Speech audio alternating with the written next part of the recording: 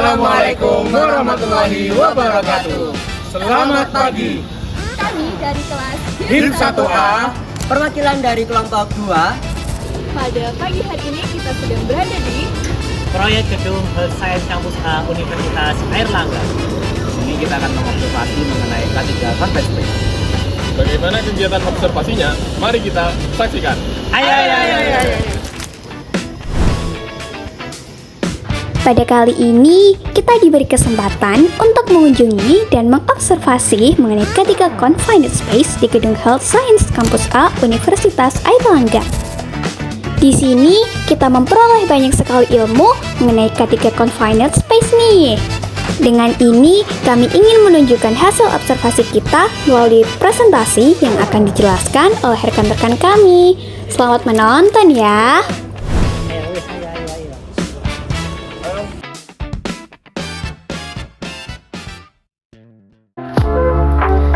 Oke, jadi kita akan masuk ke pembahasan mengenai latar belakang.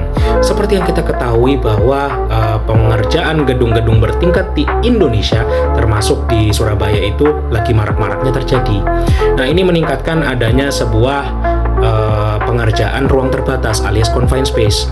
Nah, yang notabene-nya memiliki resiko atmosferik dan resiko pekerja yang terjebak. Nah, menurut Permenaker nomor 11 tahun 2023, itu disebutkan bahwa confined space ini digambarkan sebagai sebuah ruang dengan akses yang sangat terbatas, sehingga tidak bisa ditempati secara terus-menerus. Nah, oleh karena itu, kita memerlukan sebuah pengendalian di ruang tersebut secara ketat. Dari data BPJS Ketenagakerjaan tahun 2024 itu menunjukkan bahwa ada sebuah peningkatan secara signifikan ya terkait kecelakaan kerja yang terjadi. Nah, terutama di bidang konstruksi. Nah, ini menunjukkan adanya gap atau kesenjangan antara regulasi yang ditetapkan dengan praktiknya di lapangan. Nah, salah satu pembangunan yang sedang berlangsung di Surabaya itu adalah pembangunan gedung Health Science yang terletak di kampus A Universitas Airlangga. Nah, yang memiliki sebuah pengerjaan confined space di dalamnya. Nah, kami ingin mengobservasi mengenai evaluasi yang dilakukan oleh tim HSE nih terkait regulasi yang ditetapkan serta kepatuhan pekerja terhadap regulasi yang ditetapkan tersebut. Nah, untuk apa? Agar pekerja ini bisa terjamin keselamatannya dan lingkungan kampus itu aman sentosa. Seperti itu. Untuk dasar hukum sudah diatur pada Undang-Undang Nomor 1 Tahun 1970 tentang Keselamatan Kerja, kemudian Undang-Undang Nomor 13 Tahun 2003 tentang Ketenagakerjaan, kemudian Undang-Undang Nomor 2 Tahun 2017 tentang Jasa Konstruksi, dan ada Peraturan Pemerintah Nomor 50 Tahun 2012 tentang penerapan SMK 3. Selanjutnya, untuk dasar hukum, yaitu ada pada Permenaker nomor 11 tahun 2023 tentang K3 pekerjaan di ruang terbatas. Lalu ada Peraturan Menteri PUPR nomor 10 tahun 2021 tentang Sistem Manajemen Keselamatan Konstruksi. Dan yang terakhir, ada terdapat pada Standar Nasional Indonesia atau SNI dan Pedoman Teknis K3 Konstruksi terkait. Kami membahas hasil wawancara pada proyek pembangunan Gedung Health Science Kampus A Universitas Airlangga. Secara umum, perusahaan sudah memiliki sistem K3 yang cukup baik. Untuk pekerjaan confined space sudah tersedia SOP, permit work, JSA, serta peralatan seperti blower. Perusahaan juga telah melakukan beberapa simulasi seperti kebakaran, pekerjaan di ketinggian, dan pelatihan P3K. Namun, pelatihan khusus confined space belum dilaksanakan secara menyeluruh, karena pekerjaan tersebut dianggap jarang dan berdurasi singkat. Padahal, meskipun tidak sering dilakukan, risiko confined space tetap tinggi. Analisis lebih lanjut akan dijelaskan oleh rekan saya.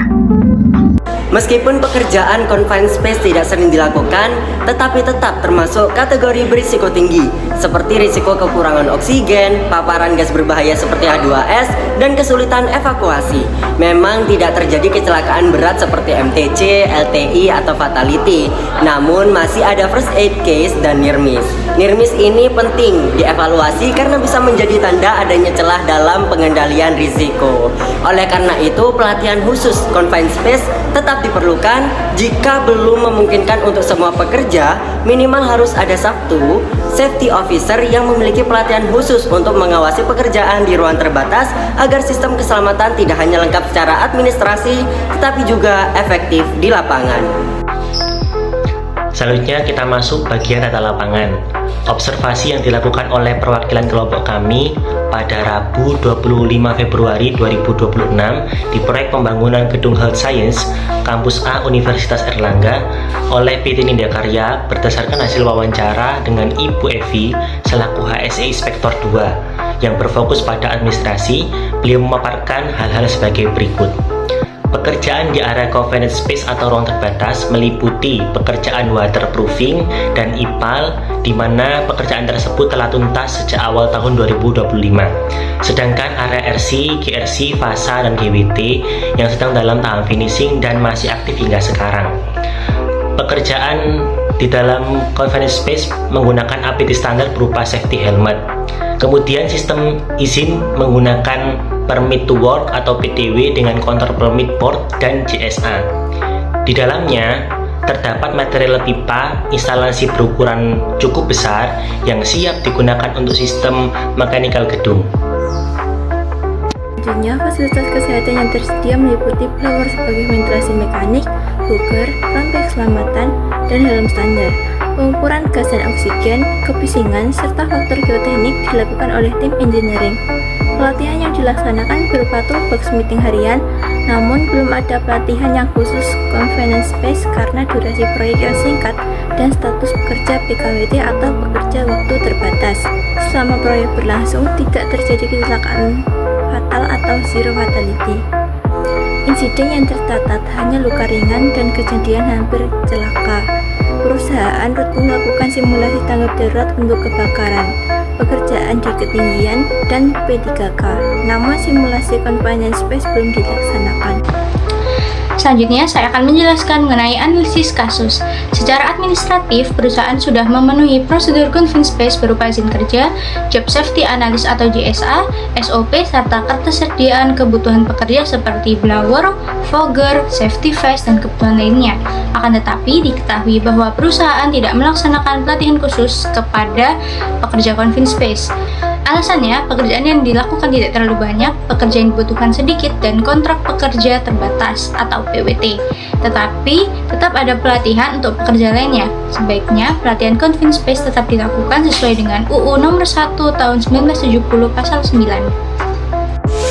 Selanjutnya, terkait insiden selama pekerjaan berlangsung, narasumber menyampaikan bahwa tidak pernah terjadi kecelakaan kerja berat yang berkaitan dengan pekerjaan confined space. Namun, beberapa kali terjadi insiden ringan seperti first aid case atau FAC, misalnya luka goresan, serta beberapa kejadian near miss di proyek pembangunan tersebut. Narasumber menyampaikan bahwa kejadian ringan seperti luka goresan atau near miss hampir pasti ada di setiap proyek. Tetapi untuk kecelakaan dengan tingkat keparahan tinggi seperti MTC, LTI hingga fatality tidak pernah terjadi. Semua kasus yang ada masih dalam kategori ringan dan dapat ditangani langsung oleh petugas P3 yang tersedia di proyek. Meskipun termasuk dalam kategori ringan, kejadian FAC dan near miss tetap menjadi indikator adanya potensi bahaya yang belum sepenuhnya terkendalikan, sehingga kondisi ini perlu ditindaklanjuti agar tidak berkembang menjadi kecelakaan yang lebih serius. Sebagai bentuk upaya pencegahan, perusahaan secara rutin melakukan simulasi keselamatan kerja untuk meningkatkan kesiapsiagaan dalam menghadapi kemungkinan terjadinya kecelakaan. Selanjutnya ada bagian kesimpulan dan juga saran.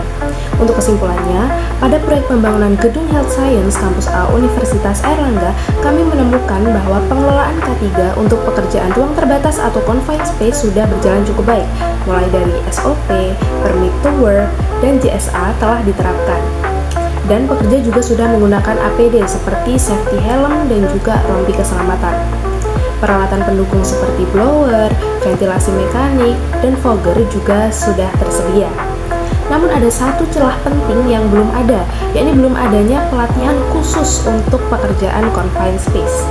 Ini membuat pekerja beresiko salah dalam mengambil keputusan di situasi kritis. Untuk sarannya, walaupun tidak ada kecelakaan fatal pada proyek pembangunan gedung Health Science Kampus A Universitas Airlangga, kami menemukan pelatihan confined space sebaiknya tetap diharuskan agar pekerja benar-benar memahami bahaya dan juga prosedurnya. Jika biaya menjadi kendala, minimal harus ada satu petugas yang ditunjuk dan juga terlatih untuk mengawasi proyek ini secara langsung. Dengan langkah sederhana ini, potensi resiko bisa ditekan jauh lebih baik. Sekian pemaparan dari K3 Confined Space kelompok 2 HIP 1A. Mohon maaf bila ada kesalahan dan juga ada kata yang kurang berkenan, kurang lebihnya kami mohon maaf. Wassalamualaikum warahmatullahi wabarakatuh. Mengingat pekerjaan dilakukan di ruang terbatas, mengapa belum dilaksanakan pelatihan dan simulasi khusus confined space? Hal ini dikarenakan pelatihan dan simulasi khusus confined space belum dilaksanakan karena durasi proyek yang relatif singkat, serta status pekerja yang sebagian besar merupakan PKWT. Namun, pengendalian risiko tetap dilakukan melalui penerapan APD standar, ventilasi mekanik, pengukuran gas dan oksigen oleh tim engineering, serta toolbox meeting harian.